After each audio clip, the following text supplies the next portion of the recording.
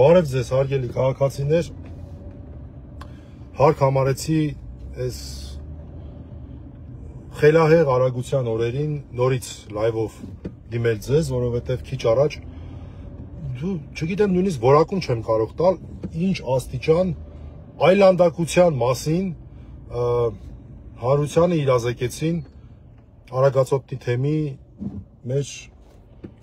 քահանաները եւ այլ հոգեվոր սպասավորներ։ Քիչ առաջ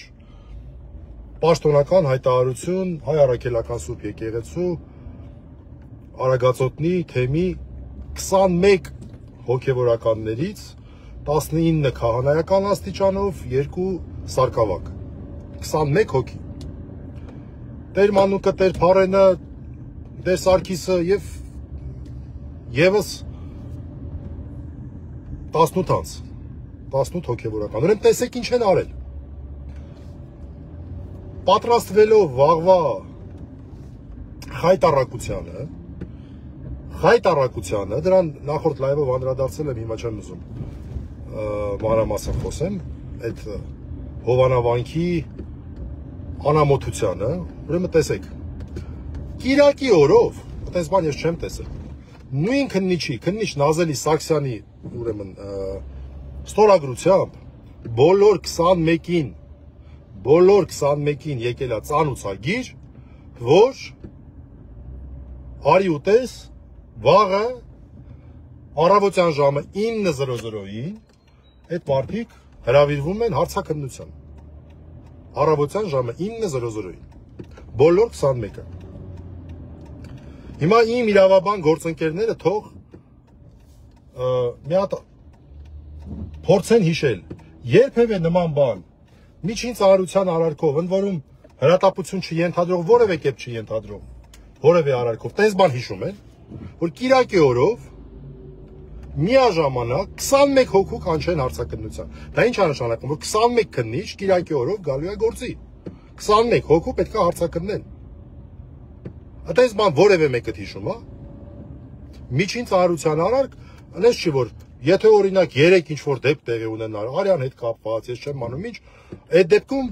լինում է, այդ շաբաթ Կիրակի չեն նայում, օրինակ որ խափաման միջոցի հրատապարծ է լինում եւ այլն եւ այլն։ Սովորական քննության ընթացքում 21 հոգի, հələ մի հատ մոռանանք հոգեվորականների պարագան։ Այդպես բան դուք տեսել եք, հարգելի գոլեգաներ։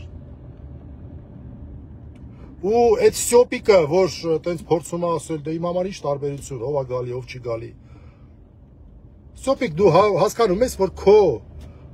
այդ վաղվա ցիրկ չէ, ավելի շուտ թատերական ներկայացումը նախապատրաստելու համար ինչ հանցագործությունների են դիմում, որի օժանդակող ես դու մեծ հաշվով հանդիսանում։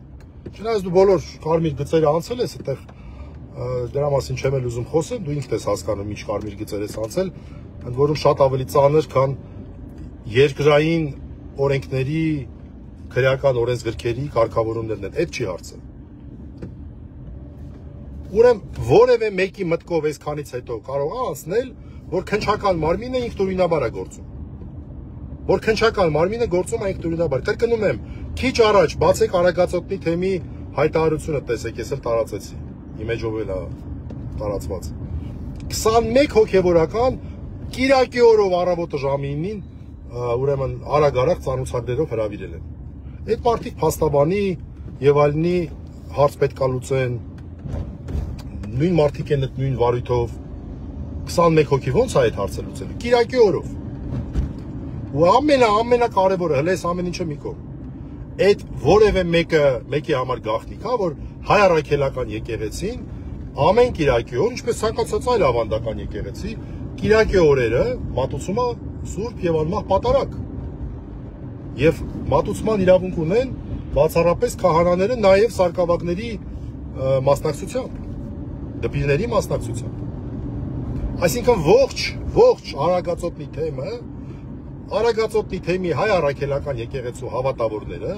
որ վաղը ցանկանան որևէ եկեղեցում գնալ պատարագի, չեն կարողանա, որտեղ բոլոր եկեղեցիներից ուրեմն իրանք հանում են այս խայտառակ ճանապարհով քննիչ Նազելի Սարգսյանի ստորագրությամբ քահանաներին։ Դա սա հանցագործություն է, բացի այլանդակությունից, սա ուղիղ հանցագործություն է, սա կրոնական ծեսերի դե ֆակտո խափանում է, մի ամբողջ թեմում, հայ առաքելական եկեղեցու ամբողջ թեմում, որն է դրա նպատակը, ենթադրում եմ, որ մարդիկ ուրիշ տեղ չկարողանան գնան պատարակի եւ գան այդ խափեության, այդ ավազակային թատերական միջոցառմանը եւ դրանով մարդաքանակ ցույց տան։ Ուրիշ բացատրություն չեմ կարող տեսնել։ Սա հանցագործություն է եւ սա ավելի քան ակնհայտ են ցանկացած անգամ տրամաբանությունից հեռու մարդկանց համար պետք է ակնհայտ լինի, որ սրա հեղինակը ոչ թե քննիչ Նազելի Սարգսյանն է, որը իհարկե պատասխանատու է իր ստորագրության համար։ Հիմա ես չեմ ուզում խոսել, վաղը մյուս օր էս կլինի, այն կլինի, ինքը գիտի։ Ինքը գիտի, ինքը շատ լավ հասկանում է ինքը ինչ է արել։ Չի կարող չհասկանալ որևէ մեկը, թեկուզ նվազագույն գրագիտություն ունեցող որևէ մեկը։ Դրա համար դրան այդ մասով չեմ անդրադառնում։ Որևէ մեկի մտքով կարող է անցնել, որ այս ուրեմն քաղաքական իշխանությունները չեն սրա հետևում կանգնած։ Հետևաբար քննչական մարմնի ցանկացած գործողություն պետք է դիտել քաղաքական ակցիայի տիրույթում, քաղաքական գործիքակազմի տիրույթում եւ իրավականից կիլոմետրերով հեռու։ Իսկ իրավական տրամաբանությամբ այս ամեն ինչը ինչ որ մի օր գնահատական է ստանալու։ Սա շատ է նմանվում արդեն հանցավոր կազմակերպության։ Հանցավոր կազմակերպության։